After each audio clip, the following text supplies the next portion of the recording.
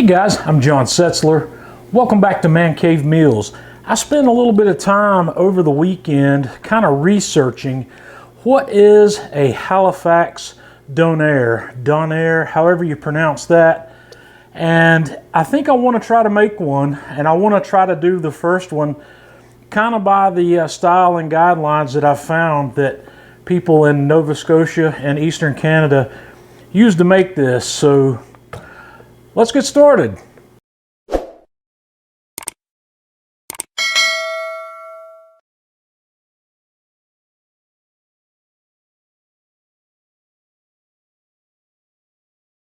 The first thing I'm going to do to get started putting together this Donair is start with my ground beef. I've got my KitchenAid mixer bowl here. I've got 2 pounds of 80% lean ground beef that I'm going to start with, and I'm going to give you all of these ingredient quantities in the video description. So the first thing I'm going to add to that is some Worcestershire. Then I've got some salt, paprika, granulated garlic or garlic powder, ground coriander. I've got some oregano, some thyme, a little celery seed, and then a little bit of flour. So we're going to get this on the mixer. I'm going to use the paddle attachment in my KitchenAid, and I'm going to put it on about a medium speed, and we're going to beat that for about 5 minutes. After about 5 minutes in the mixer, you're going to have this stringy mass of overworked beef, and that's exactly what you're looking for. So my next step here is I just want to punch this down in the bowl. I'm just going to use my hand to do that. And what I'm attempting to do here is get any air pocket, any big air pockets out that might be there before we move on to the next step, which I'm going to show you here in just a moment. I've laid out some plastic wrap here to move on to this next section, and what I want to do is kind of shape this roughly into a log, and then I'm going to wrap my plastic wrap over the top, and I'm going to roll that in several thicknesses of plastic wrap. And then I'm going to work on shaping that a little better into a kind of a log that's a fairly uniform size and thickness. I think that's going to be just about perfect for our needs. And this, you've got two options here. You can go straight to the cook with this, or you can do what I'm going to do and put it in the refrigerator overnight. The next thing I've done here is reconfigured my mixer for making our Donair sauce, which I'm going to use the whisk. And once again, I'm going to give you these ingredient quantities in the video description, but I'm going to add a whole can of evaporated milk, and that is a 12 ounce or 354 milliliter can, and I've got 3/4 of a cup of sugar. And what I'm going to do is bring that up and let that whisk until the sugar's dissolved. 2 minutes or so, I'm going to dump in some granulated garlic or garlic powder to this and let that mix in. And then the next thing we're going to do is add vinegar, about 1 teaspoon at a time. And what's going to happen is this vinegar is going to thicken this sauce up. So we're going to add somewhere between 3 and 6 teaspoons of vinegar until we're at the consistency we like. Okay, I think I added probably about 5 teaspoons of vinegar to this, and I think I have a consistency that I like. Let's have a look at that. I'm just going to dip my spatula in there, and you can see that coats that spatula nicely, so that's got a good nappe to it.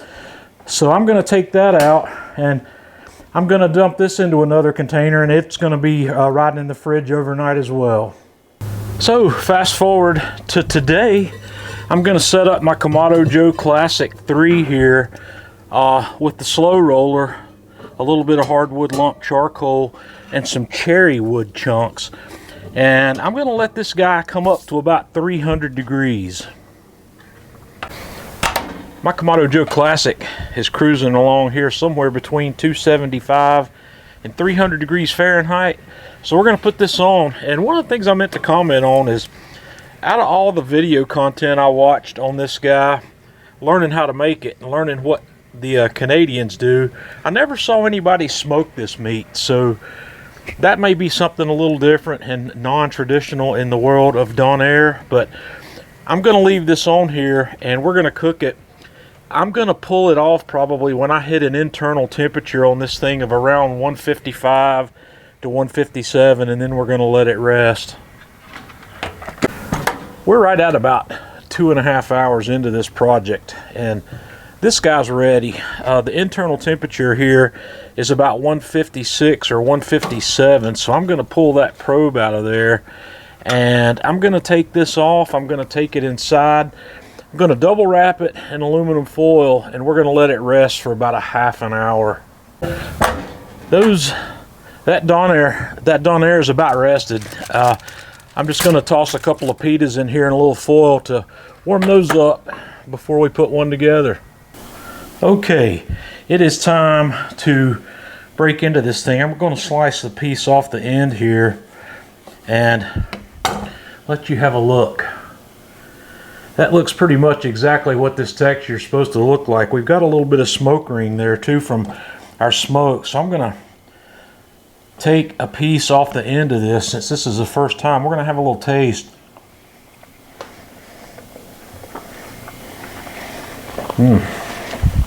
That's pretty impressive. So the next thing I'm going to do here is make some thin slices.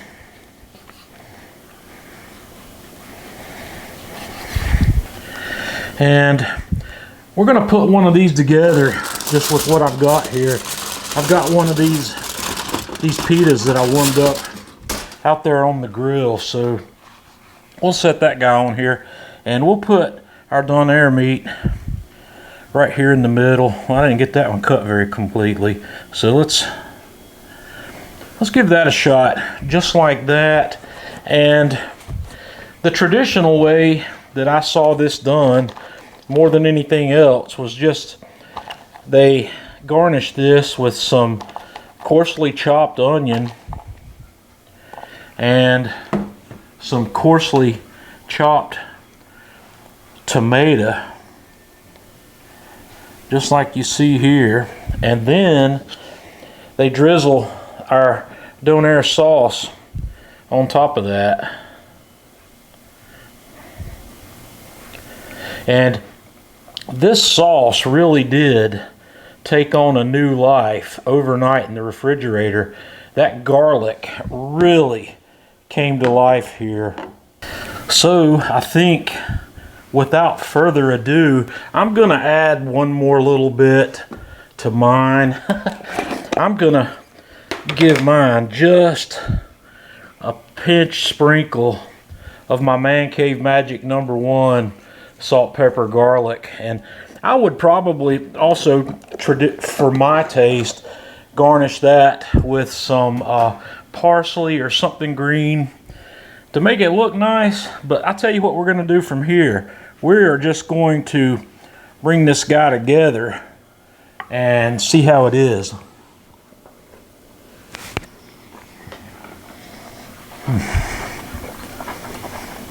Man. Other than my pita starting to fall apart here, man, that's really good. That's in fact amazingly good. The flavor of this thing is just really, really delicious.